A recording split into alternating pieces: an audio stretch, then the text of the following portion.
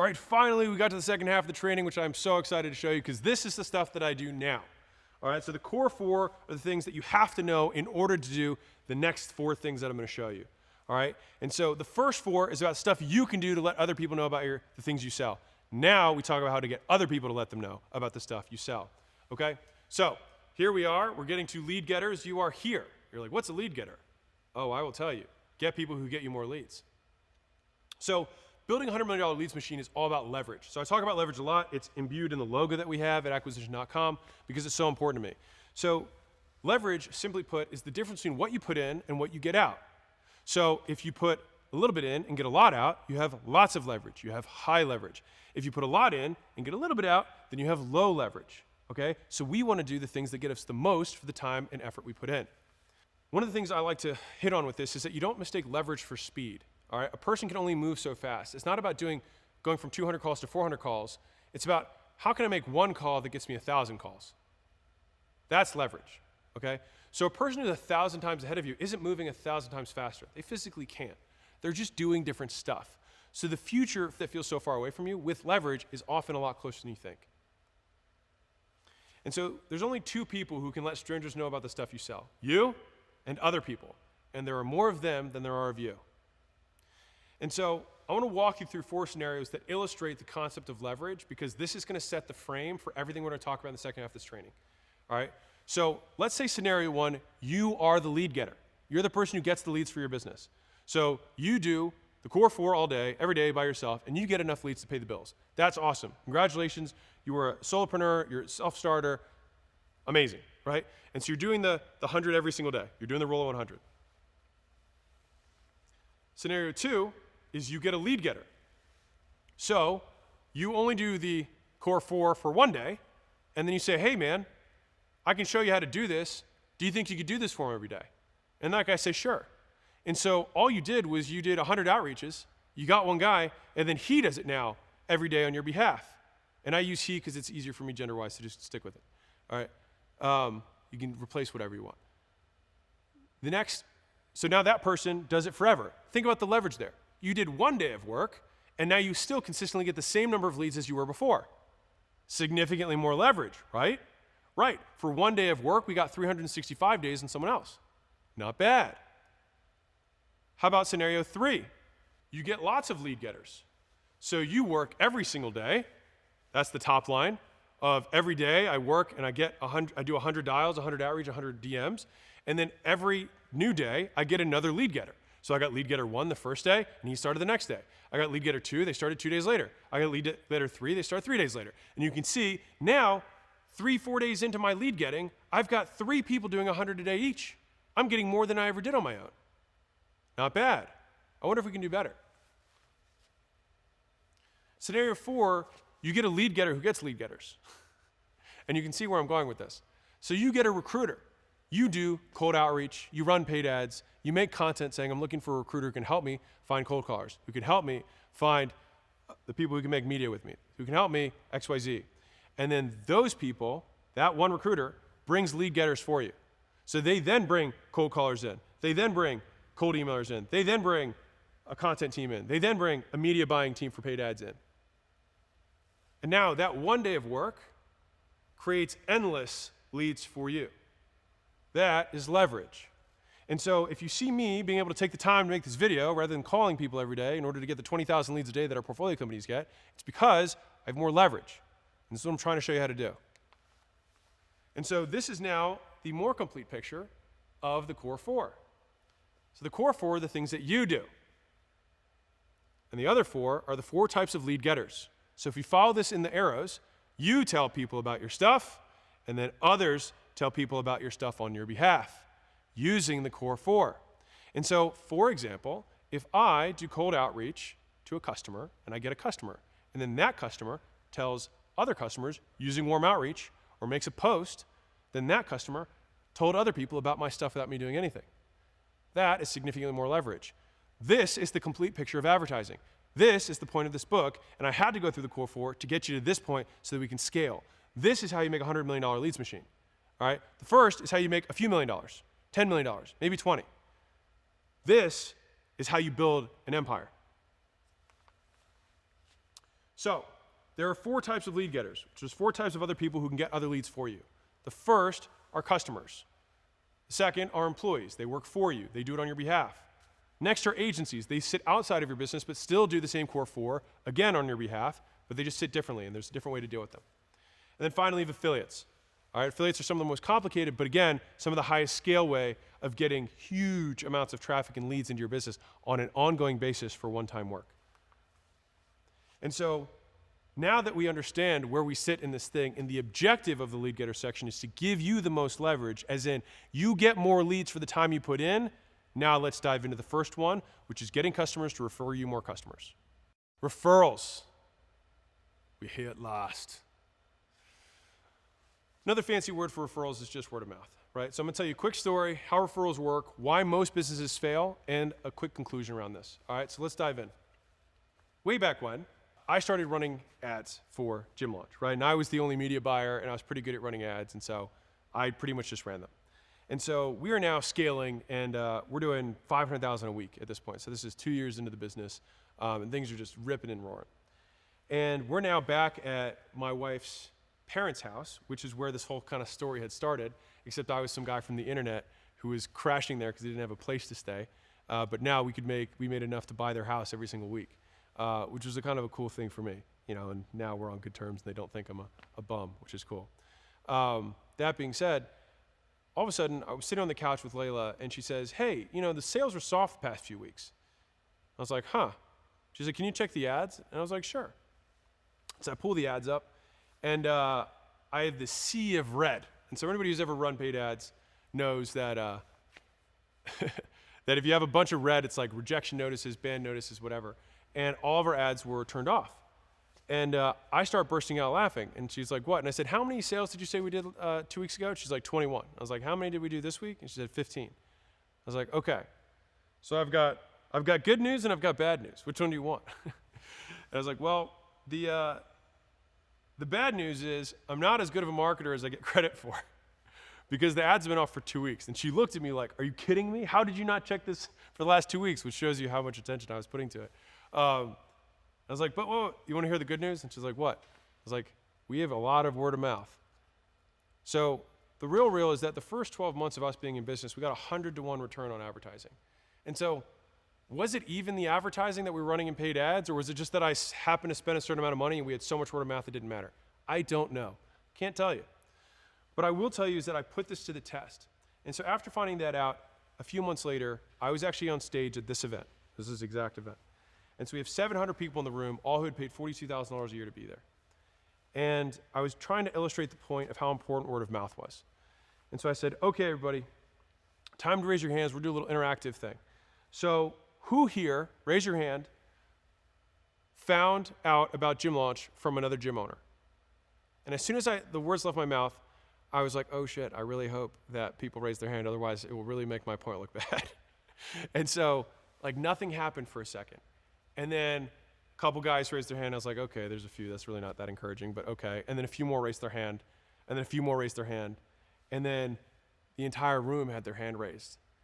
And I had my hand raised this whole time still. And I said, look around. I was like, that's the power of word of mouth. And it was this visual representation of how powerful having a good product is. Because fundamentally, advertising is people finding out about your stuff. And either you can do that or other people can do it on your behalf. And so if you think about 2 scenarios, let's say you work on a product for 2 months and then you launch the product. And it's pretty good, but it's not great. And you spend the rest of your life marketing it to try and get people to buy it. Now, contrast that with a product that you took a year or 2 years. And when I say took a year, it might be 2 years of experience. It might be 5 years of experience, not necessarily working on that product, but working on a skill set, right, that you eventually would learn and get good at. So contrast that with something that took 2 years. For example, this training in this book took 2 years for me to put together. Contrast that, and then with the hopes that after it gets launched, every single month from that point thereafter, people tell other people about it. And so the first book that I launched, $100 Million Offers, to this day sells more copies every month than it did the month before with no paid advertising.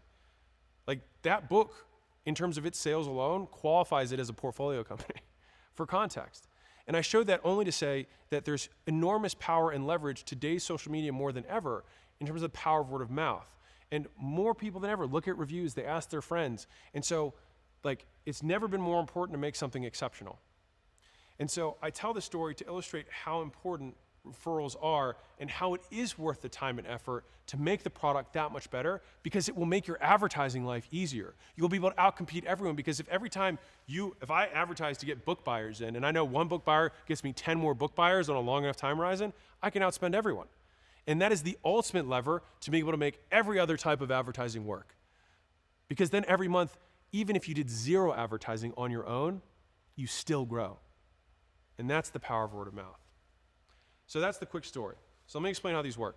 So a referral happens when somebody, a referrer, sends an engaged lead to your business. Anyone can refer, but the best referrals come from your customers, okay? That should make sense. The reason for that is because they're worth more. So people who are referrers, who come in as a referral, are worth more. They have higher lifetime gross profit. They tend to spend more and spend it faster, and they cost less. So if we're talking about having a 3-to-1 or higher LTGP to CAC ratio, what's better than costs nothing and spends more? Hardly anything, right? And referrals, unlike other things, unlike every other method of advertising, are quadratic in nature rather than linear. So let me explain. So linear inputs to outputs are, I spend $100 in ads, I get $500 back. And so I keep making that trade, and that is a linear equation. I could spend 1,000 and get 5,000, I spend 10,000 and get 50,000. It's a linear equation. The same works with outbound. If I do 100 outreaches and I get $500 of value back, same thing as it scales all the way up. With referrals, you can have one person tell 2, 2 tell 4, 4 tell 8, 8 tell 16, and so forth. It can compound into and of itself. And once your referral churn, so referral growth, outpaces your churn of customers, it means your growth will compound forever. And so if there's one thing that you can solve in your business, it's that. Because it means if you crack that one equation, meaning you get more people who refer than people who leave your business every single month, you will grow forever and incredibly profitably because you have no cost to acquire customers. This is the holy grail, and this is where we're trying to get to.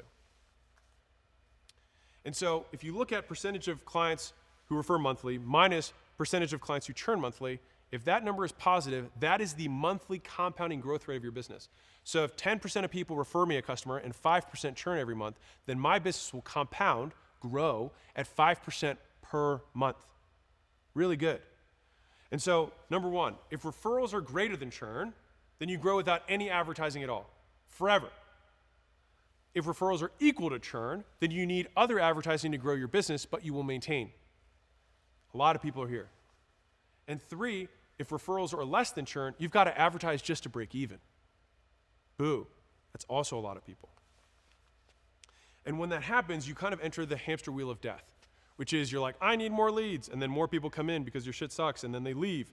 And then you have to say, like, I need more people, more leads, and then you keep running around this thing. And it sucks. It's terrible. And the thing is, I can describe this because I've been there. And it's because I got really good at advertising because I was really bad at product. Just being real. And until my product became advertising, I was never good enough.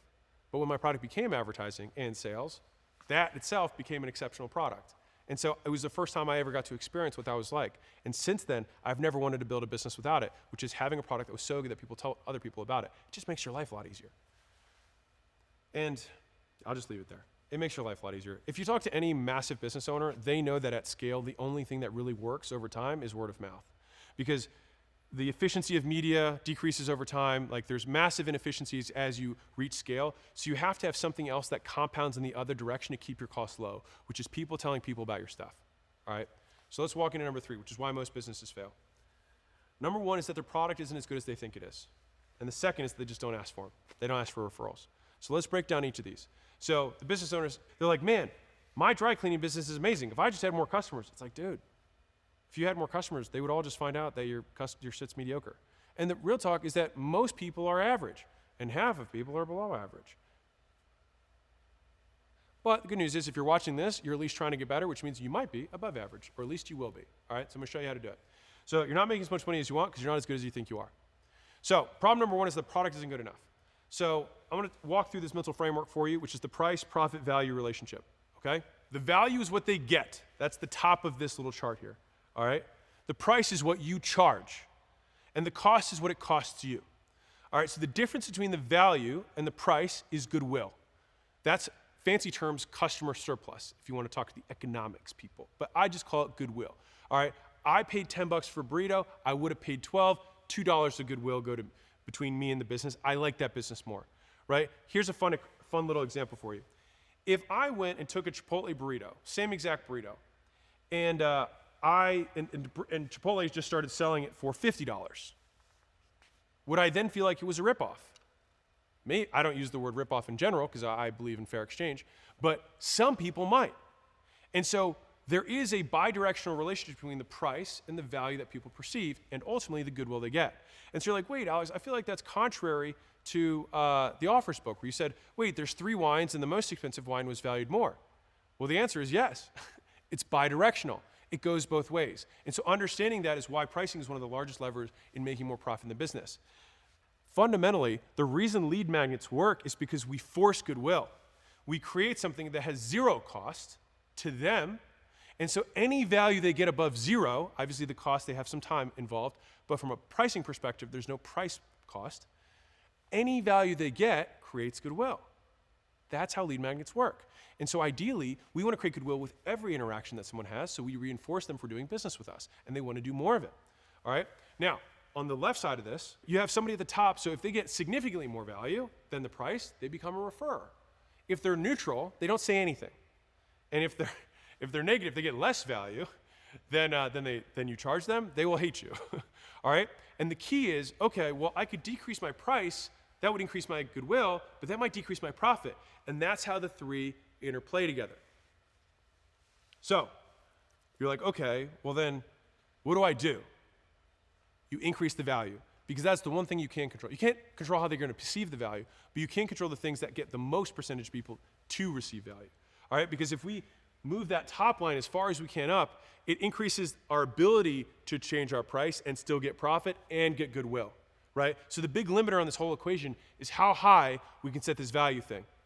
So there's 6 ways that I prefer to use to focus to get more value out of the things that I sell, all right? Provide more to my customers.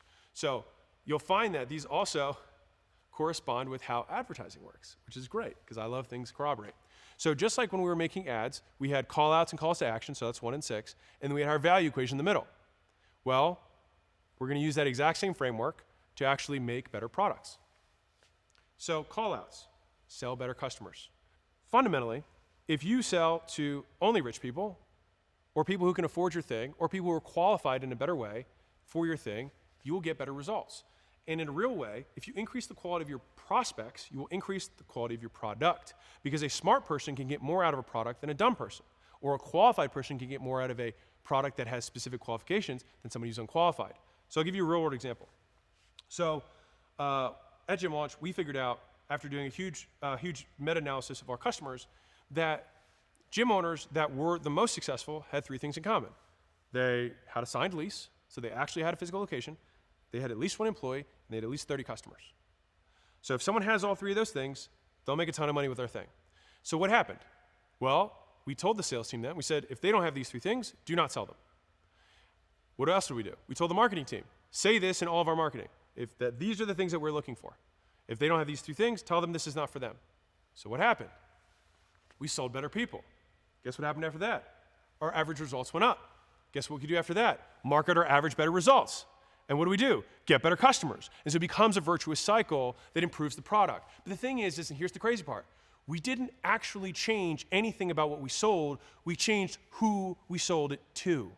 And so many times I see businesses who have an otherwise good product, but they're selling to the wrong people. They're selling to an underqualified person. And the reason they do that is because they're so afraid to say no to money.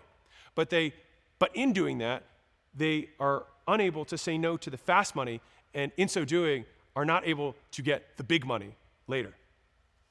So the first thing that you can do is walk through that process and think, okay, if I look at all my customers, the top 20% of my customers, so you look at your whole customer list, take the top 20%, ignore the rest, and say, what do these guys have in common?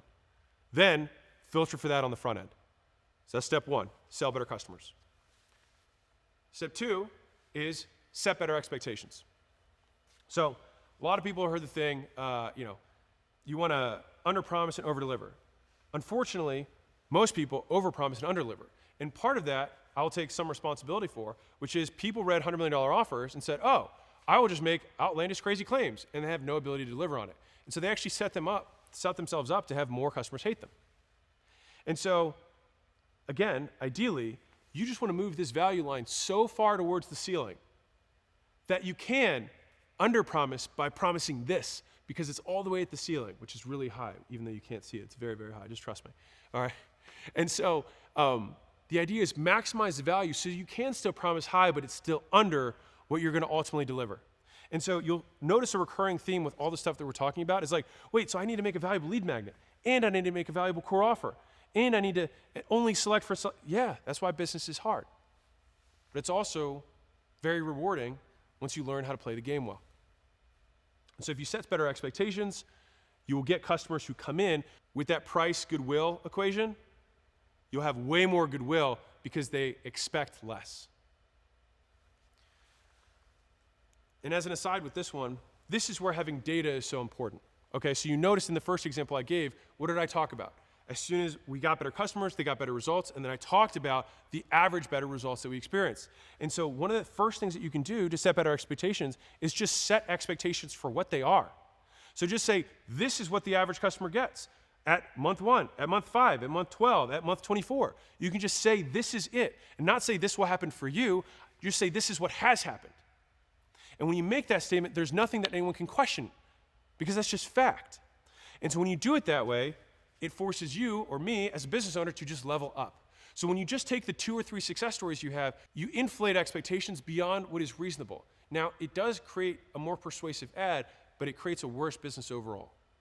And so the reason that Harvard can be Harvard is because they just publish the graduation rates, and they publish the average income of people who graduate from Harvard. And by doing that, people don't say, man, I'm going to be a millionaire if I leave Harvard.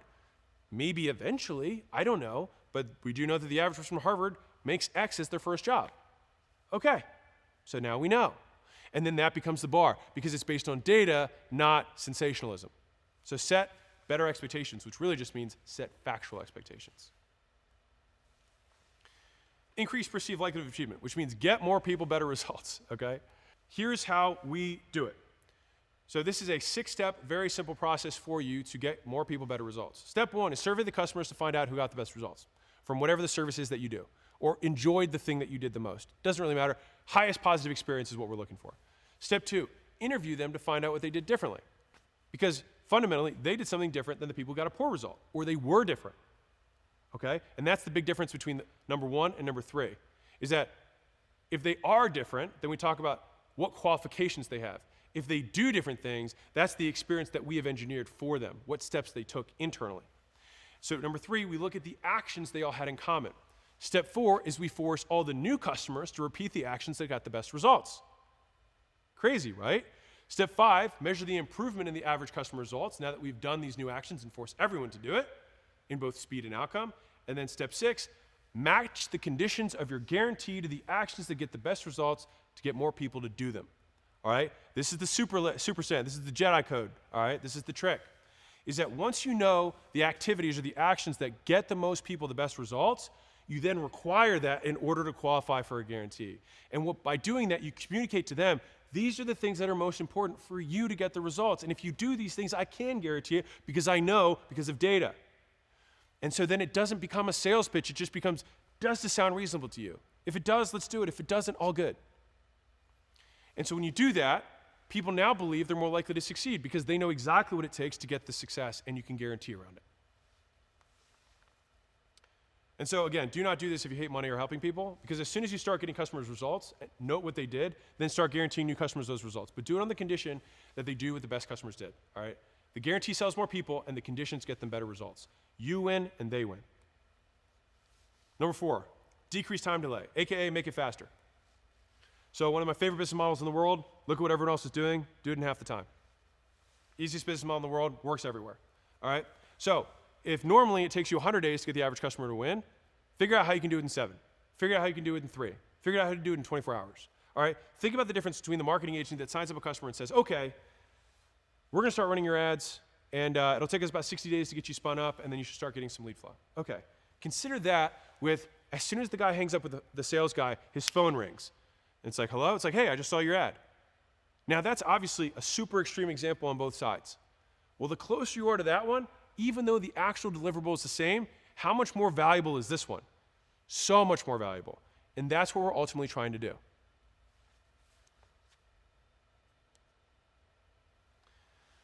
So, if you have outcomes that you are trying to show them or get them to experience, there are ways that you can break this down. Because you'd be like, what if it's selling a house? Well, you break down selling a house into smaller milestones. And then what we do is we want to communicate the milestones along the way as frequently as possible. So let me give you an example. Let's say we did some sort of creative work. All right, so we have a creative design agency now. And we have this massive project that we're delivering. Well, if you update them weekly and you say, these are the 7 things we did, guess what would be more powerful than that? Every day, sending them what you did every day to move the ball forward. And so they'll get 7 times the wins if you send them 7 messages that are reinforcing or winning or rewarding for working with you. And so the idea here is, how do we maximize how many times we can reward them? And so that's where you break the big thing into lots of little steps, and you reward them every time they do it. And the more you do that, the more rewarded they'll feel, and they'll feel as though they're getting faster results. And so again, we're breaking out the ultimate outcome for the mini milestones that they have to step on along the way. Now, one of the big points that I would highly recommend doing from a tactical perspective is that we want to choreograph, especially the first 28 days of any customer coming in, or the first month of them coming on board of any business, because that is where they're the most at risk. And that's where they're making the biggest first impression of whether or not they will refer other people to your business. And so there's a huge research study that changed my life that came out that said that customers make a decision of how good a business is within the first 48 hours.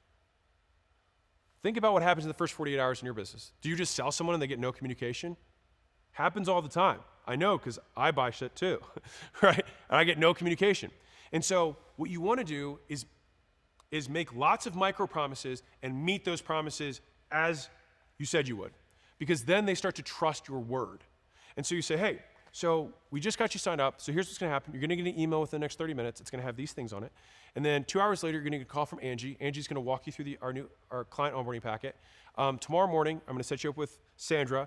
She's going to hop on. She's going to walk you through your new client account, log you in, get you all set up. And then from there, you should expect your ads to go live the next day. Okay. Now, guess what happens the next day? They get a notification the day that the moment their ads go live. What has happened? We set 3 or 4 micro expectations, and we've met every single one of them. Now, when they make the 5th expectation, or they set the next promise, what do I expect as a customer? That they're going to deliver on it. What would I say to my friends? They're on it. Yeah, they're airtight. I mean, they run a tight ship. That's what it looks like to have a great product. That's what it looks like to deliver faster results. And so you never want to leave them in no man's land. And so I borrowed this from Sharon Srivatsa, who's the president of Real, big real estate company, publicly traded. And he uses the term BAM-FAM, which is book a meeting from a meeting, which is you never want to leave a customer in no man's land. They should always know what happens next. So whenever you leave a meeting, they should always know when the next time they're talking to you is, when the next time so the baton is always being passed from person to person, from communication to communication. Otherwise, they're like, wait, what's happening? And that's when they get worried, and that's when people cancel and they leave bad reviews, all right? And as an aside here, never expect customers to forgive you. So it's much easier to not mess up the first time. But if you have a ton of goodwill, the likelihood that they do forgive you, much higher. Number 5, making the product better. Decrease effort and sacrifice. Keep making your stuff better, all right? So what we want to do here is increase ongoing value. And so the way that I do that is this 6-step process. So number 1 is that you use customer service data, surveys, and reviews to find the most common problems with your product. You say, hey, what sucks about this? What could be better? Then, step 2, figure out your fix for it. Step 3, use that feedback to improve the product. Step 4, give the new version to a small group of your struggling customers, not your best customers, to your struggling customers, or at the very least, a representative sample of customers. Step 5, get your next round of feedback. And if you solve the original problem, then roll it out to all the customers. If it didn't solve the original problem, go back to step 2 and figure out a new fix. Step 6 is if you actually did solve the problem, then move on to the next most common customer complaint and repeat the process. And you do this until the end of time. And so this cadence, just like we had the optimization cadence for split tests, this is a back-end split test. So split testing on how do I make it more efficient for me to get CAC? This is the LTGP split test. How do I make it more profitable for me to keep people, get them to pay more and stay longer? Call to action. Finally, tell them what to do or buy next. So really interesting data on this is that at a certain point, people get this little itch. They get this little itch in their wallet. And they're like, man, I need to buy something again. I'm just feeling itchy. Got to buy something. And the thing is that one of the single greatest retention tools is getting a customer to buy something else from you. And so a lot of people are afraid of offering more things to their customers. But the thing is that when that buyer's light goes on, they will satisfy that craving. And so it's either going to be with you or somebody else. And so you want to make sure that they know what to buy next. And so just like book a meeting from a meeting, you want to have one offer that always leads to the next. They should know what you want them to buy next. And you don't have to be clever about it. Be clear about it. Hey, once you go through XYZ, you would then qualify for this. And this would allow you to unlock all of these benefits. I don't think you're ready yet, but once this point happens, you will be ready. Would you like us to let you know when you are? Yes. Fantastic. Right? Close, clear communication, and then what happens is that people, once they are successful, because you met their expectations, they believe you when you say, these are the new expectations that I can set, and I feel reasonable in saying that we can deliver on that. And then they buy. And your lifetime gross profit goes up. And that ultimately feeds word of mouth. Okay? So, I'm going to give you one question to rule them all on fixing problem number one, which is the problem isn't good enough. Let's consolidate these 6 steps through one thought experiment. All right, so I want to encourage you to try this out with your team. This is a fun team thing. You can do it as your opening Monday meeting. So you've lost all of your customers in your business except for one. And the gods of advertising ban you from doing the core 4 and decree the following. 1, all customers must come from this one customer. It's like the Eve of your customers, okay? And then 2, violate the terms and will destroy your business and every other business you start for all eternity. Tough break, but you drew the straw and you rubbed a magic lamp and that's on you, okay? Now, the question remains, how would you treat this customer? What would you do to make their experience so valuable that they would send all their friends? What kind of results would they need to get or need to experience? What would their onboarding look like? What type of customer would you pick as that last customer? Who would you want it to be? Okay, and those are the things that you should do. So that opens up problem number 2. So I gave you 6 of the things that map to the value equation and the value statements that were within the ad of how to fix the product and make it better, all right? So I'm going to recap these real quick for you. So we sell better customers, we set better expectations, we get more people better results, we get faster results, we keep making our stuff better, and we tell them what to buy next. And by doing that, more people will tell people about the stuff you have. Okay. Now, the other reason that business owners don't get referrals is because they don't ask for them, right? Simple as that. They don't remind them that we are open for business. Please send your friends, okay? So do you know why businesses have so few referrals? They don't ask for them. Your customers, like any audience, can only know what to do if you tell them, okay? So let me give you a little case study. So Dropbox gave away free storage to customers and free storage to the friends they referred. And that referral program went viral. They 39x'd their business in 15 months. Pretty slick. Case study 2. PayPal gave $10 in credit to customers and $10 to the friends they referred. Within 2 years, the program helped them reach 1 million users. And 6 years later, they hit 100 million users. And they still use that program to this day. Would you like 100 million users? Okay, so 7 ways to ask for referrals. Number 1, one-sided referral benefit. Now, I'd personally rather pay customers than pay a platform any day of the week, right? So why would I pay the gods of money, the tech giants, money when I could just pay Cindy to send her friend Sarah, right? So be real about it and think, okay, what does it cost me off of YouTube or Facebook or cold calls, whatever, in order to get a customer? What's my total CAC? And then just say, hey, anyone want this? Because if you do, I'd rather pay you, and then that becomes the incentive for them to just bring a friend. One-sided benefit is the simplest referral program out there. That's number 1. Number 2 is the two-sided referral benefit. That's what both Dropbox and PayPal did, and what I also prefer personally, is that we pay CAC to both parties. Half goes to the referrer in credit or cash, and half goes to the friend in credit. This way, they both benefit. And it also doesn't seem like, hey, I'm only getting you to come in on this thing so I can get paid, because the other friend's going to find out. And so I found that this works really well. As a total side note, me personally, whenever we'd run things, and this isn't a local business, whenever we'd run a promotion, we'd get 25% of the customers from this play. So if I got 100 people, 25 of them, which would be about a third of the customers, 25% of the total percent, would have come from referrals. just by saying, hey, I'll give you $100 off your thing, and I'll give them $100 off too if you bring a friend. And I'd have people bring 5 friends. And you don't get, the way that referrals work is you don't get everybody to bring 1.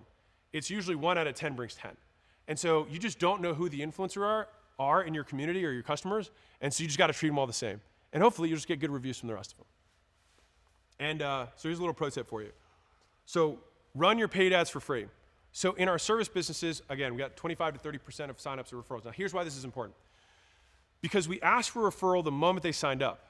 So because our CAC was always above 3 to 1, if you're able to get 25 to 30% in for free, then I cover my cost to acquire all my customers simply through the referrals.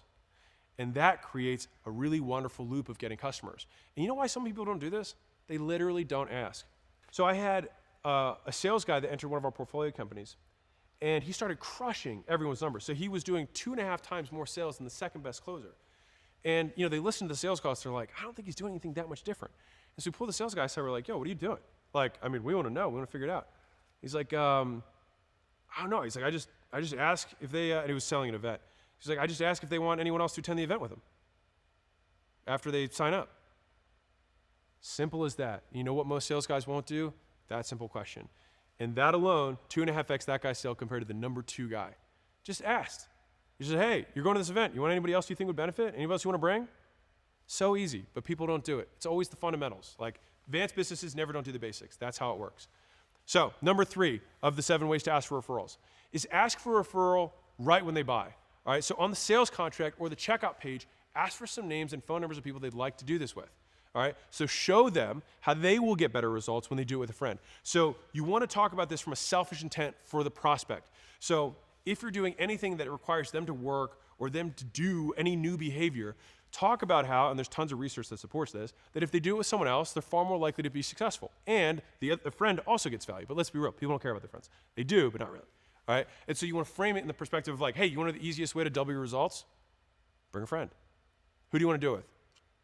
At the very least, you could have them just bring a friend and give the friend the thing for free if you want to, or have them split it with their friend, the total cost. Like there's, again, I want to show these as ways that you can think through creating referral programs more than saying these are the only ways. These are just my favorite 7 that I have actually used that have worked. There's probably way more. These are the ones that I've actually used in my businesses that have made me more money.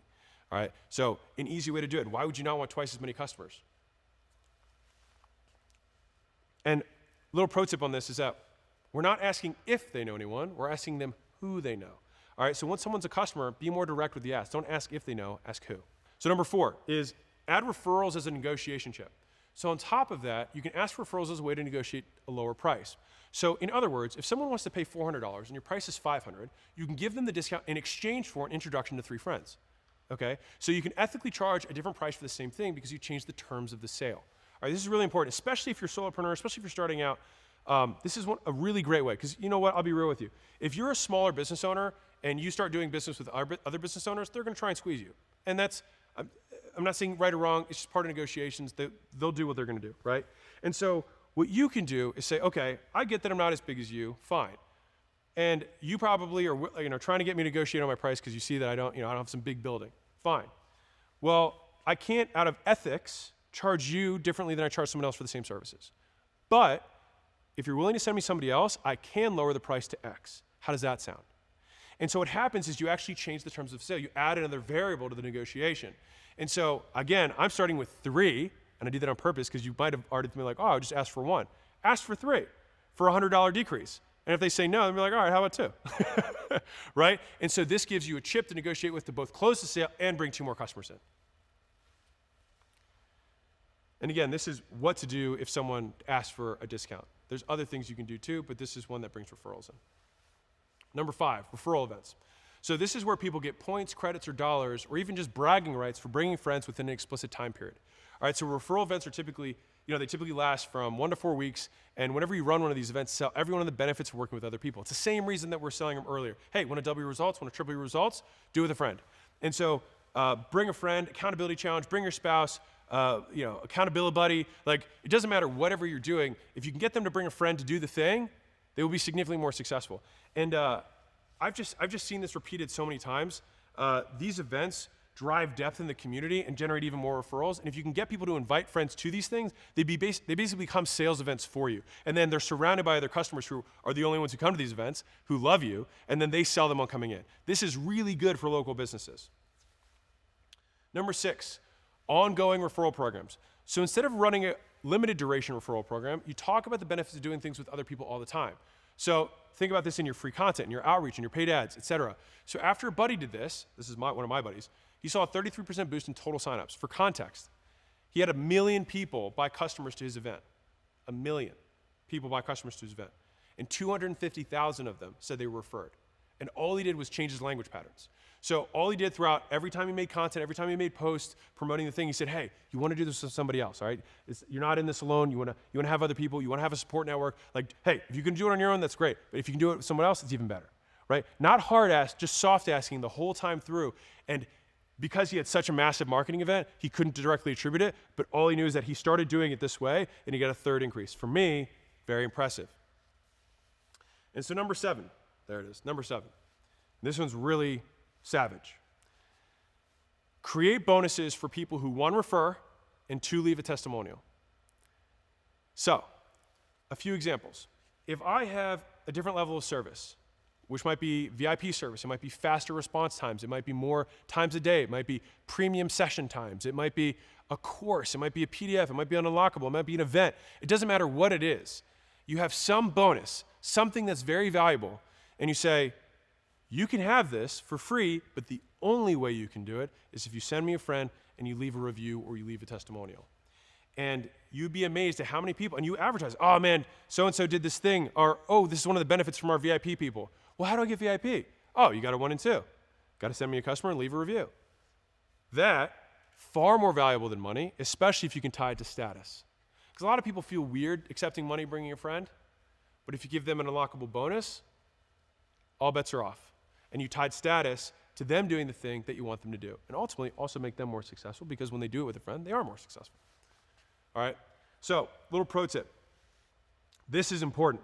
This is a writer-downer. Match the thing you give with the thing you sell.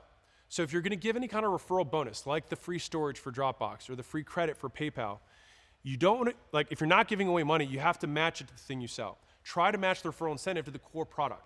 For example, if you have a t-shirt manufacturing company, giving away free t-shirts makes a lot of sense, because your incentive will attract people who actually want t-shirts, and then they're more likely to become paying customers. Hint, that's why gift cards work so well. If you use gift cards to give to your customers to bring with their friends. So as an aside, when I said credit earlier, that credit that you give them, you can give someone, hey, when you sign up, I'm gonna give you this $200 credit card. It's good here only. Give it to a friend of yours. It's a different way of positioning, bring a friend.